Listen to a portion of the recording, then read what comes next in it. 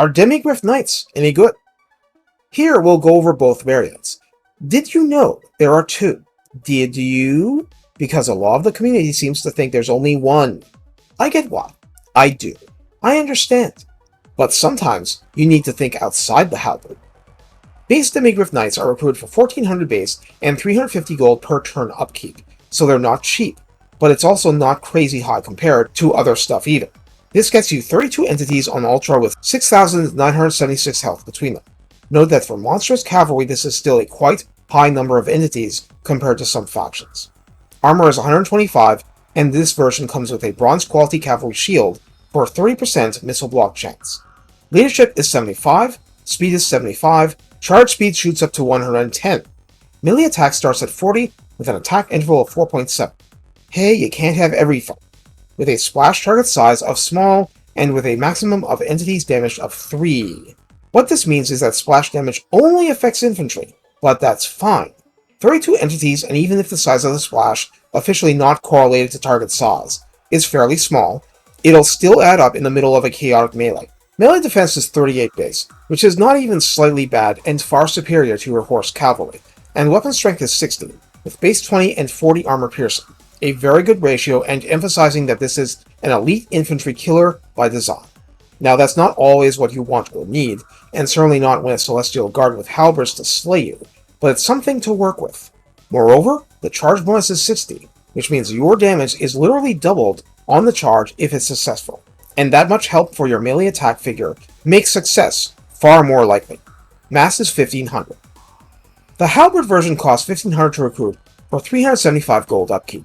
A lot is the same except for, of course, the lack of shields, because this is like a great weapons variant. Melee attack is 34 base, attack interval is 4.8, melee defense is 32. Weapon strength is 54, split between 18 base and 36 armor piercing, with a whopping 25 versus large. Charge bonus is 48. The logic behind using only halberds is that these minor debuffs are not worth worrying about, including the cost, whereas it is the only anti-large Empire cavalry in the game. And while I vaguely recall it is considered to have fallen far from its borderline OP role in past game versions, it's still not exactly bad. When there's something monstrous in the neighborhood, these are the large busters you're gonna call. I am not brave enough to try and sing that. Now the normal version is targeted at infantry, but it has such an advantage when cycle charging that you should consider using one in that role. The splash damage effect just adds to the chaos you inflict. Before we move on, this unit inflicts fear. That's rare enough in the Empire roster to mention. In the Empire General Redline skills, Honest Steel adds a maximum of plus 12 armor and plus 12% weapon strength. That is a ridiculous amount of armor. More weapon strength is absolutely worth it. The rich get richer. Taste for Battle gives rank 7 Demigryphs, and they should reach such ranks often. Plus 5 melee attack and melee defense plus 10% physical resistance. As you might imagine, that in addition to your really high armor makes them even tankier, and specialized troops will be needed to seriously hurt them, or wait until they're exhausted in continuous melee. That helps. In the tech tree, I was remiss in not mentioning these buffs to cavalry because they weren't specific to the units I covered, rather, they are general to all cavalry. Demigryphs don't get tech specific to them, you see. And hey, they are awesome, but let's just say, I can see CA tweaking this in the next DLC. Improved Cavalry Armor adds 10 armor to cavalry units period, and gives plus 5 leadership. Blinkers adds plus 10% charge bonus. That's percent, not flat. Flat would be even stronger, but this is plenty. Endurance Training gives vigor loss reduction, and cycle charging or chasing down foes all over the place knocks the stuffing out of the steeds. The Inner Circle grants plus 4 melee attack and melee defense for all your cavalry units, substantially buffing them both in prolonged melees and to make the awesome charges even more likely to succeed. It should be obvious by now how you use these units, but in a way it's not.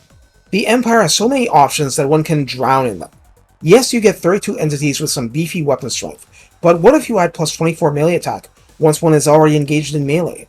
How about right before a charge hits, and then you leave it in melee? How about having a warrior priest or an Empire captain forming a blob with his back to you just before you strike? These are the kinds of considerations you get as an Empire general. So I think it's important to simplify. If you think you can wipe out a weak target on the flanks, okay, you can do that. If the enemy greatly outnumbers you in that situation, it's okay to hold back and let the enemy cavalry eat spears before you commit. If you have a range advantage, the enemy will be forced to try something like that. As great as Demigryphs are in the heart of battle, saving your artillery against Fellbats or Hounds is truly special. Playing Roving Defender is absolutely viable, especially with halberds. I just won't say only with halberds. Either way, they are amazing hammers and the HP is too low to use them as anvils except against opponents with low armor piercing, and even then only long enough to pull them out and charge them in where the enemy needs a spanking most. Take care, and have fun showing your foes that it might be only half a griff, but it's a full helping of pain.